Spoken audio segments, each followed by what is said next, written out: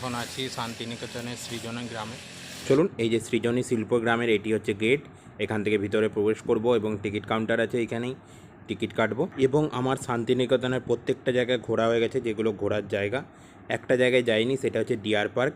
Deer পার্কের সামনে গিয়েও 100 টাকার টিকিট, এবং সেখানে নাকি হরিণ ছাড়া কিছু নেই, আমার যিনি টোটো কাকু আছে উনি বললেন। আর আমি তার রিভিউ পড়ে এসেছিলাম এরকমই কিছু একটা, তো তাই আর আমি ডিয়ার পার্কে যাইনি। সব ঘোরার শেষে চলে এসেছি এই জায়গাতে, সৃজনী শিল্পগ্রাম।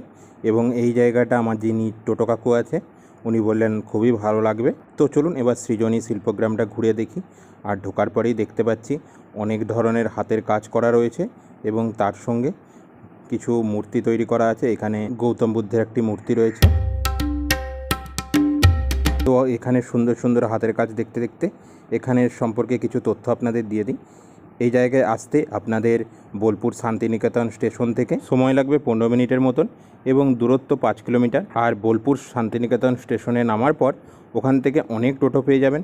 সামনেই টোটো স্ট্যান্ড আছে এবং অনেক টোটো দাঁড়িয়ে থাকে, আপনাকে পুরো ছেঁকে ধরবে এমন অবস্থা। তো দেখতেই পাবেন যদি আসেন এখানে। তো টোটো পাওয়ার কোনো অসুবিধা নেই, আপনারা টোটো করে চলে আসতে পারেন, বা টোটো রিজার্ভেশন করে পুরো শান্তিনিকেতন ঘুরে দেখতে পারেন। তার মধ্যে এই জায়গাও আপনাদের ঘুরিয়ে দেখাবে। এবং এই সব টোটাল প্যাকেজটা আমার পড়েছে 600 টাকা। প্রথম দিন রায়পুর জমিদার বাড়ি এবং শিব মন্দির ও গীতাঞ্জলি মিউজিয়াম, এইগুলো ছাড়া আজ যে পুরো শান্তিনিকেতন ঘুরছি এই প্যাকেজটাই আমার পড়েছে 600 টাকা, আপনাদের প্রথমেই বললাম। এবং আমার একজনের পক্ষে এটা খুবই বেশি মনে হয়েছে। তো কালকে থেকে আসার পর আমি অনেক টোটোর সঙ্গে কথা বলেছি, আমাকে সবচেয়ে যেই টোটো কম দাম বলেছে তার আমি নাম্বার নিয়েছি এবং তাকেই বলেছি আসতে। আর এনাদের এখানে যেই প্যাকেজের লিস্ট আছে সেই লিস্টে যেই টাকাটা আছে সেটা অনেক বেশি টাকা। আর যেখানেই যান না কেন টোটোতে ওঠার আগে ভালো করে বার্গেনিং করে নেবেন। টোটো অনেক সময় বেশি টাকা বলে নতুন লোক দেখলে, আর এরকম দাম দর করে উঠলে একটু কম পাওয়া যায়। আমার যেটা মনে হয়, আমি এখনও পর্যন্ত যেই সব জায়গায় ঘুরেছি আমার এটাই মনে হয়েছে টোটোওয়ালাদের সঙ্গে বার্গেনিং করে নেওয়াটাই উচিত, তাহলে কিছু টাকা হয়তো কম হতে পারে। আর আমি কথা বলতে বলতে আপনাদের কিন্তু একটার পর একটা জায়গা ঘোরাচ্ছি, আর সব জায়গায় সুন্দর হাতের কাজ আপনারা দেখতে পাবেন। খুবই ভালো লাগছে এখানে এসে, সুন্দর হাতের কাজ, খুবই অসাধারণ। তো চলুন ভিডিওটা দেখতে থাকুন, আর ভিডিওটা ভালো লাগলে অতি অবশ্যই লাইক, কমেন্ট অ্যান্ড শেয়ার করে দেবেন। আর আমার চ্যানেলে নতুন হলে চ্যানেলটিকে অতি অবশ্যই সাবস্ক্রাইব করে দেবেন। চলুন, এখনও অনেক জায়গা ঘোরা বাকি, আস্তে আস্তে আপনাদের সঙ্গে নিজেও ঘুরে নিই। তো দেখতে থাকুন ভিডিওটা।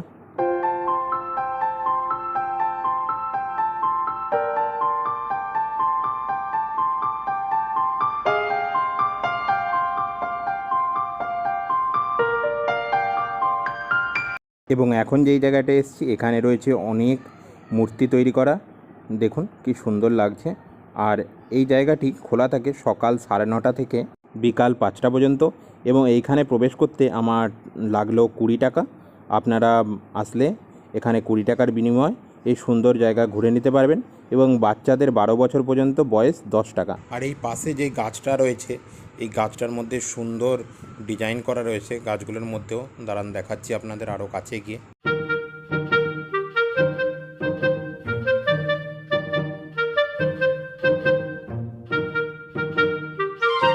এই গাছগুলোর মধ্যেও দেখুন অসাধারণ ডিজাইন এবং রং করা রয়েছে, দারুণ লাগছে এখানে এসে আমার।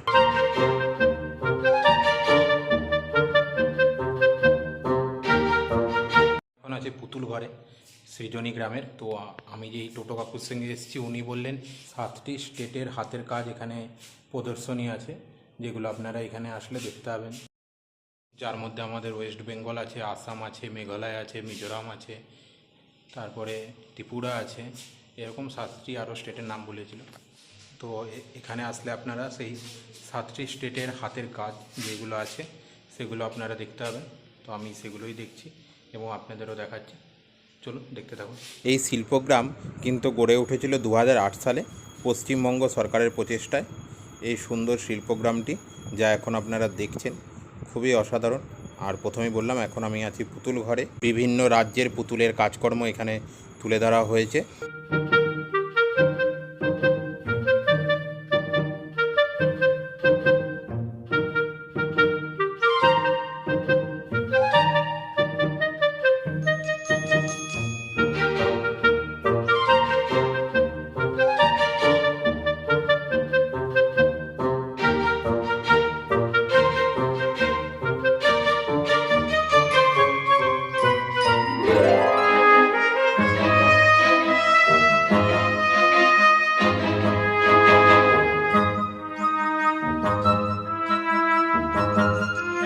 এবার দেখব আমরা লোকঘর।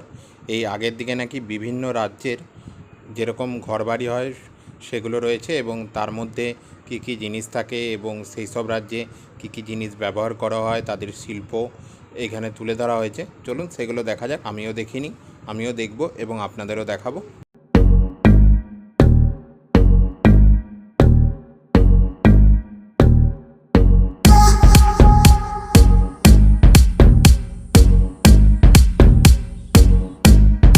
তো প্রথমেই চলে এসেছি পশ্চিমবঙ্গের যে ঘরগুলি আছে সেখানে।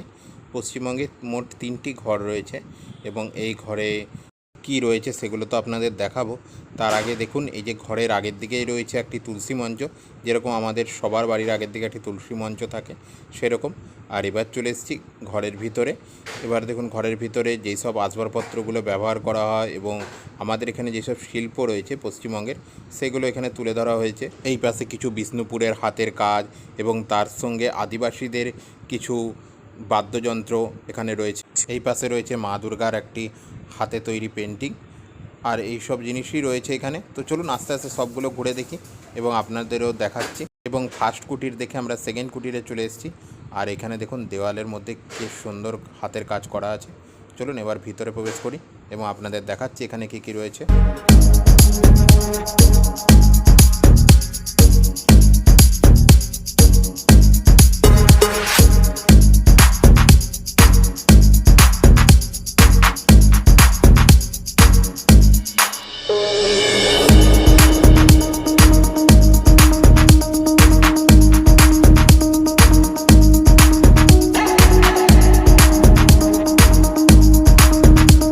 পশ্চিমবঙ্গের কুটির ঘুরে এবার চলে এসেছি উড়িষ্যার কুটিরে এবং এখানেও প্রথমে রয়েছে একটি তুলসী মঞ্চ এবং দেওয়ালে রয়েছে অসাধারণ সব কারুকার্য করা। চলুন এবার কুটিরের মধ্যে প্রবেশ করছি এবং এখানে কুটিরের মধ্যে কি রয়েছে সেগুলো আপনাদের ভালো করে দেখাচ্ছি। দেখুন ঢুকেই এখানে যেসব জিনিস উড়িষ্যায় ব্যবহার করা হয় সেই সব জিনিস রয়েছে এবং কালচার উড়িষ্যার এখানে তুলে ধরা হয়েছে এবং দেওয়ালের মধ্যে এখানেও রয়েছে সুন্দর কারুকার্য করা।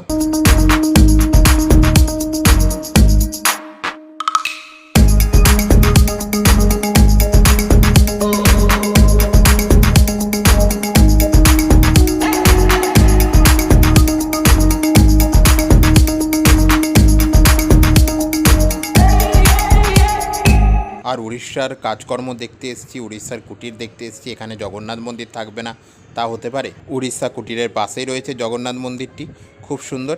এবং আপনাদের আমি উড়িষ্যার কুটিরটিও ঘুরিয়ে দেখালাম।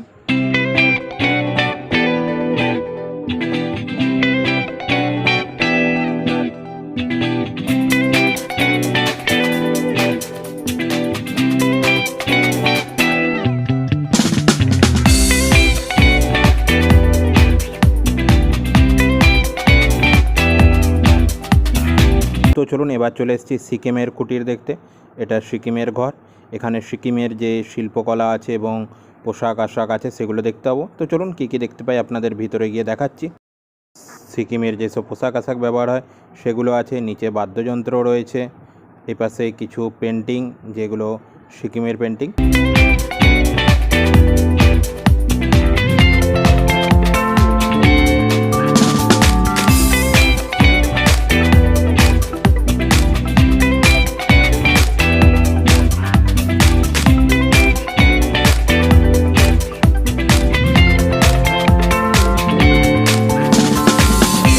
তো চলুন এবার বিহারের দিকে যাওয়া যাক।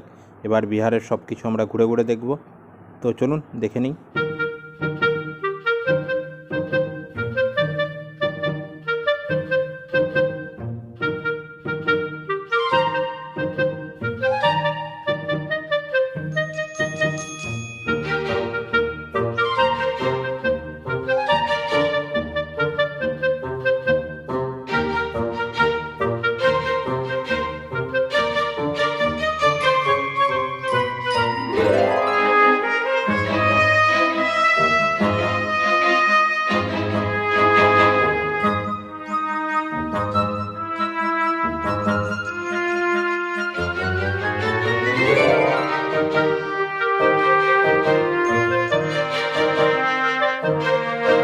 এবার চলে এসেছি ঝাড়খণ্ডের কুটিরের আগের দিকে। চলুন এবার ঝাড়খণ্ডের কাজকর্ম দেখব। আর আগের দিকেই দেখুন কি সুন্দর সব পেন্টিং করা রয়েছে দেওয়ালের মধ্যে।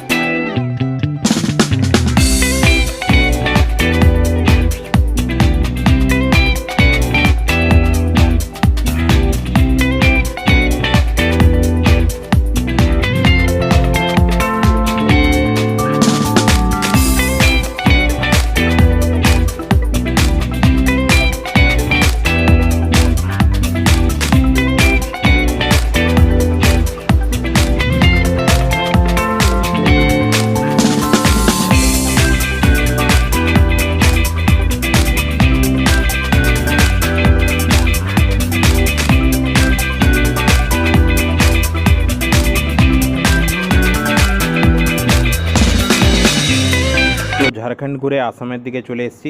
এবার আসামের কারুকার্য দেখব। এবং আরও একটা কথা ঘুরতে ঘুরতে বলে দিই, যারা কাপেল আছো তাদের জন্য কিন্তু শিল্পগ্রামটা খুবই ভালো। তো তোমরাও এখান থেকে এসে অবশ্যই ঘুরে যেতে পারো। তো চলুন এবার ভিতরে প্রবেশ করি এবং আপনাদের দেখাই এর মধ্যে কি আছে আসামের কুটিরে।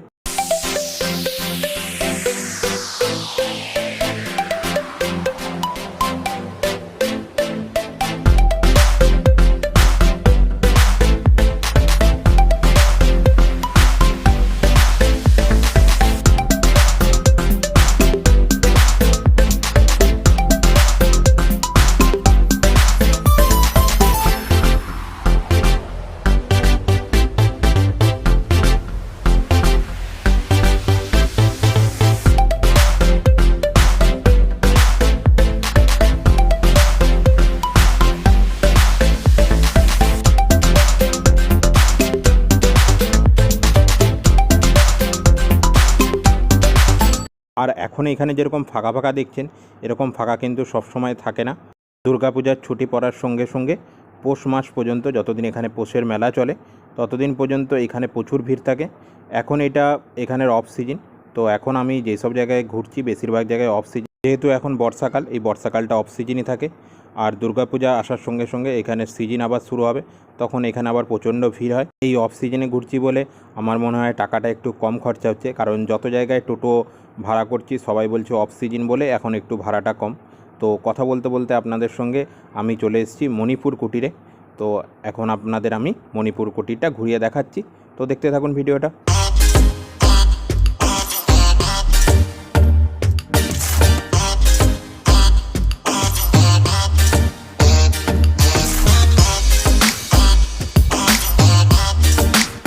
চলুন এবার চলে এসেছি ত্রিপুরাতে।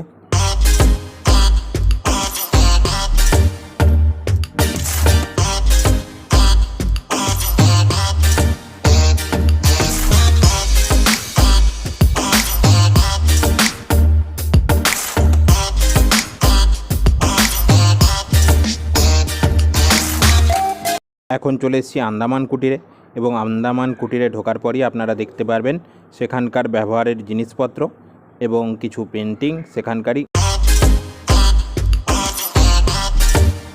তো এখানে ঘুরতে ঘুরতে আরও একটা তথ্য আপনাদের জানিয়ে দিই, আপনারা যখন এখানে আসবেন আপনাদের সঙ্গে খাওয়ার এবং জল ক্যারি করবেন, কারণ আমি জল আনিনি, আমার প্রচুর জল তেষ্টা পাচ্ছে, কারণ এর মধ্যে কোনো দোকান নেই। সৃজনী শিল্পগ্রামে ঢোকার আগে দোকান রয়েছে কিন্তু এর মধ্যে কোনো খাওয়ার জায়গা নেই। আর এখানে ঘুরতে কিন্তু অনেক টাইম লাগবে, মিনিমাম 2 ঘন্টা থেকে 3 ঘন্টা ধরে রাখতে পারেন। এবার চলে এসেছি সৃজনী গ্রামের সবচেয়ে শেষ কুটিরে, নিকোবর কুটিরে, এবং নিকোবর কুটিরটি দ্বিতীয় তলাতে সব কিছু রয়েছে। এবং এই কুটিরে আসার পর এই দেখুন, এটা পুরো সৃজনী শিল্পগ্রামের ভিউ।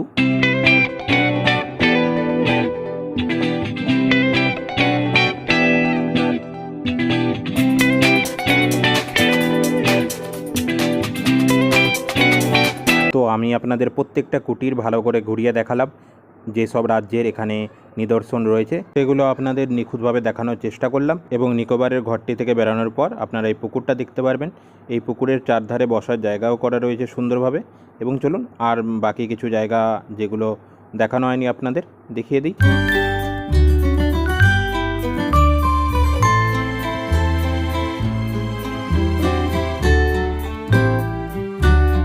এই পাশে যে দোকানগুলো করা আছে এগুলো কিন্তু সব মার্কেট আছে, মানে হাটের মতন করা আছে। আপনারা এখান থেকে বোলপুর শান্তিনিকেতনের যেসব জিনিসগুলো বিখ্যাত সেসব জিনিস এখান থেকে কিনতে পারবেন।